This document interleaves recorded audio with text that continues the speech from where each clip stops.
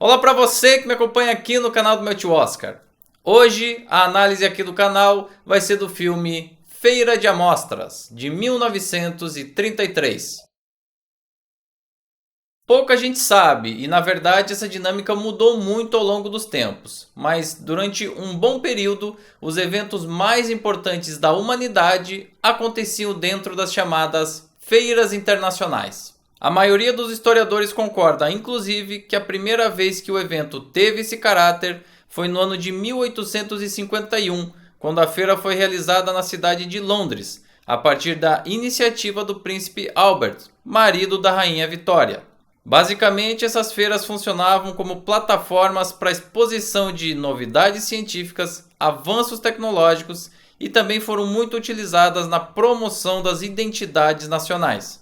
Foram várias as edições realizadas na segunda metade do século XIX e no início do século XX. E inclusive importantes eventos como os Jogos Olímpicos fizeram parte da programação mais ampla desses eventos. Foi o caso das edições de 1900 em Paris e de 1904 na cidade norte-americana de St. Louis. O filme que a gente está analisando a partir de agora também tem uma íntima relação com essas feiras, só que num contexto muito menor. No caso aqui, do estado norte-americano de Iowa.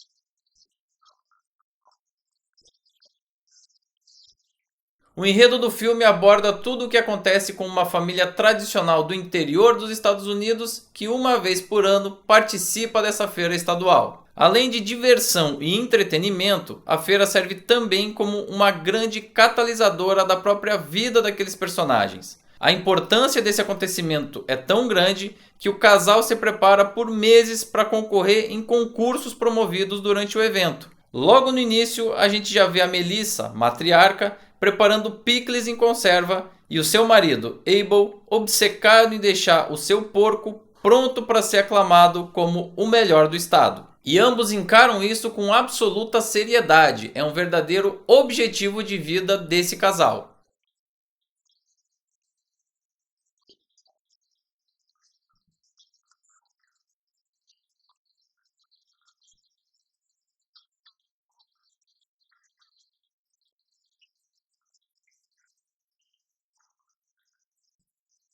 Esses dois papéis são interpretados pela dupla Louise Dresser e Will Rogers, dois nomes altamente populares na época. E falando no elenco, esse foi inclusive um dos maiores trunfos desse filme no grande sucesso popular que ele foi na época de lançamento.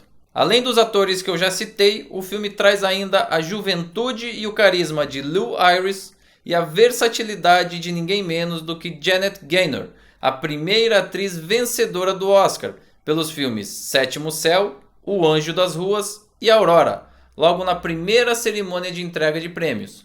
E não só esse elenco funciona muito bem de forma coletiva, como cada interpretação individual tem o espaço e o tom correto. Os papéis são complementares e muito bem dosados, graças também ao roteiro que foi adaptado de uma obra de mesmo título, lançada no ano de 1932 e escrita pelo norte-americano Phil Stong. De todas essas interpretações, a que eu mais gosto é mesmo de Janet Gaynor, que inclusive foi uma atriz que transitou muito bem do cinema mudo para o cinema falado. Ela tinha participado de várias produções importantes do início do cinema e consegue sobreviver a essa transição, coisa que não foi muito bem sucedida para muitos de seus colegas. Aqui no caso do filme, me parece que é a personagem com mais carisma e mais segurança.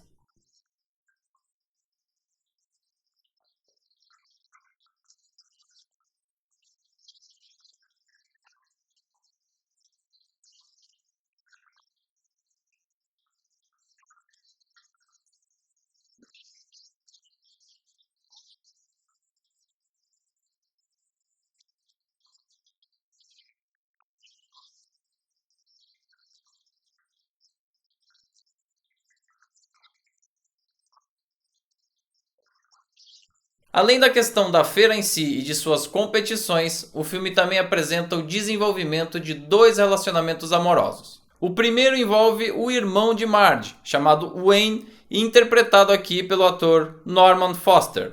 De forma bem fiel ao livro, a gente vê ele se envolvendo com uma trapezista e fica muito claro o envolvimento sexual de ambos, inclusive com a anuência dos pais. Esse era o tipo de situação que não seria vista anos depois no cinema clássico norte-americano, e por isso mesmo esse é conhecido como um dos filmes pre-code, ou seja, produzidos antes da efetiva implementação do chamado Código de Produção, também conhecido como Código Hays, em função de um dos seus efetivadores, William Hays. O conjunto de regras estabelecia o que poderia ou não ser colocado nas telas e todos os grandes estúdios assinaram esse documento e se comprometeram a implementar essas regras.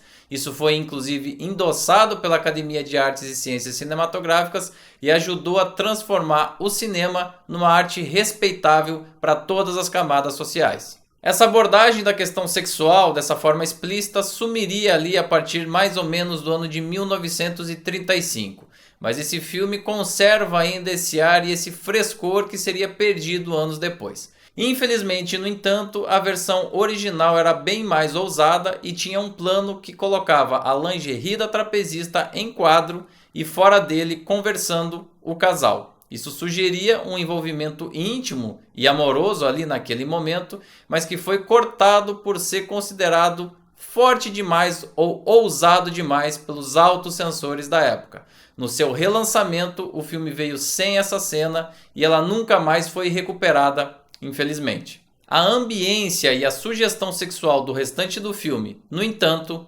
persiste.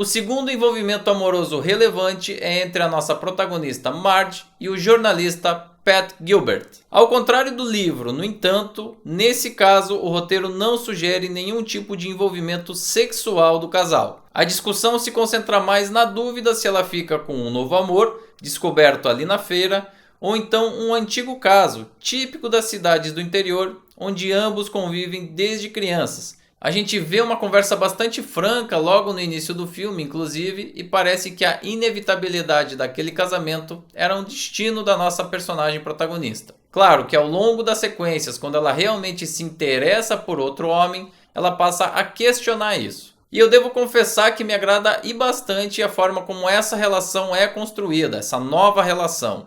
A começar pela forma como eles se conhecem, andando de montanha-russa. O desenvolvimento desse relacionamento, a maneira como a intimidade vai crescendo é muito natural. Nada me parece forçado, como a gente tem inclusive em outros títulos dessa mesma época, e já no finalzinho a gente tem inclusive uma cena de beijo na chuva. Algo que hoje em dia já se tornou um verdadeiro clichê, mas que nessa época estava longe disso.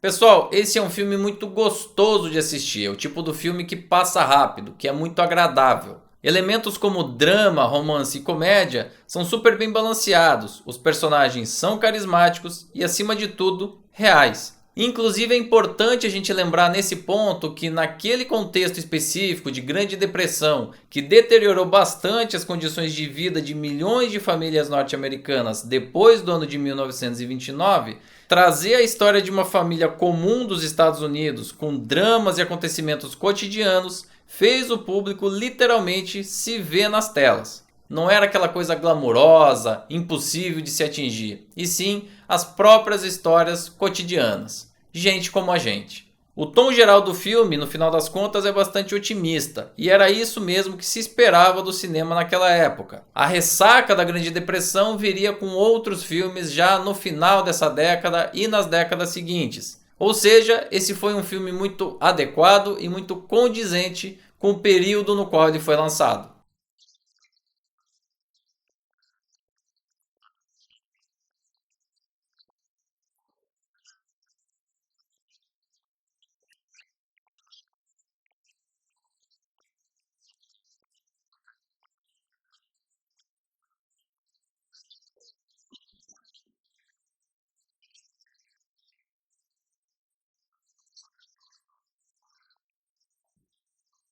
O diretor dessa obra foi um dos nomes mais importantes de toda a história dos estúdios Fox, Henry King. Ele começou a carreira ainda na década de 1910 e foi um dos quadros mais respeitados do estúdio durante décadas. Entre os filmes da sua filmografia estão o vencedor da medalha Photoplay no ano de 1921, David o Caçula, que a gente inclusive já analisou através de uma live aqui do canal do meu tio Oscar, e alguns filmes indicados ao Oscar na categoria principal, como A Canção de Bernadette, de 1943, Wilson, de 1944 e Suplício de uma Saudade, de 1955. Inclusive, volte aí nos arquivos do canal que alguns desses títulos estão já disponíveis para você conferir. Certamente a sua habilidade e o seu repertório artístico contribuíram e muito para o resultado final dessa obra, que, como eu falei, não envelheceu. Você continua se envolvendo com essa história mesmo depois de tanto tempo. O filme ganhou 2 refilmagens produzidas pela própria 20th Century Fox. 1945, que ganhou o título aqui no Brasil de Corações Enamorados, e 1962, batizado aqui como Feira de Ilusões. Em ambos os casos, ele passou a ser um musical. Agora, infelizmente, essa primeira versão que a gente está analisando nesse vídeo é negligenciada pelo próprio estúdio. As cópias hoje disponíveis são de baixíssima qualidade, com vários pulos na imagem, pequenos trechos que foram perdidos com o passar do tempo, qualidade técnica somente aceitável e falhas importantes de áudio. Nunca houve uma restauração devida e as melhores cópias que a gente consegue encontrar hoje são aquelas veiculadas por canais de TV paga ao longo dos últimos anos. Inclusive, o extinto Telecine Classic chegou a exibir esse filme aqui no Brasil.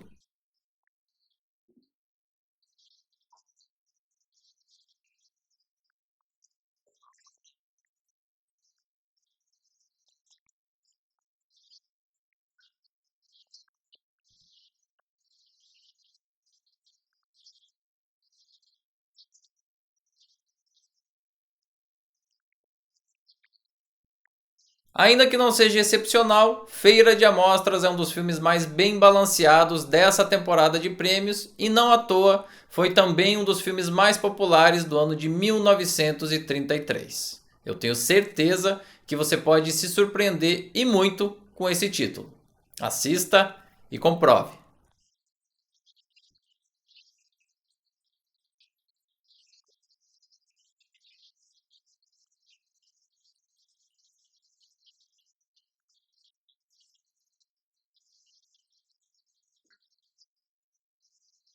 E se você aí que está assistindo esse vídeo já teve acesso a uma cópia desse filme, faz o seguinte, usa o espaço aqui embaixo destinado aos comentários para falar o que você achou da qualidade da cópia e da qualidade do filme. Também não esquece de dar like, compartilhar esse material, se inscrever no canal e ativar as notificações no sininho, porque é muito importante para a gente.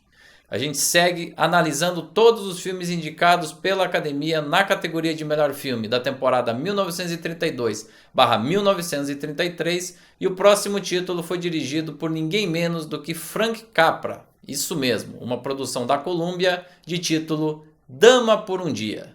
Tá muito bacana e eu te espero aqui.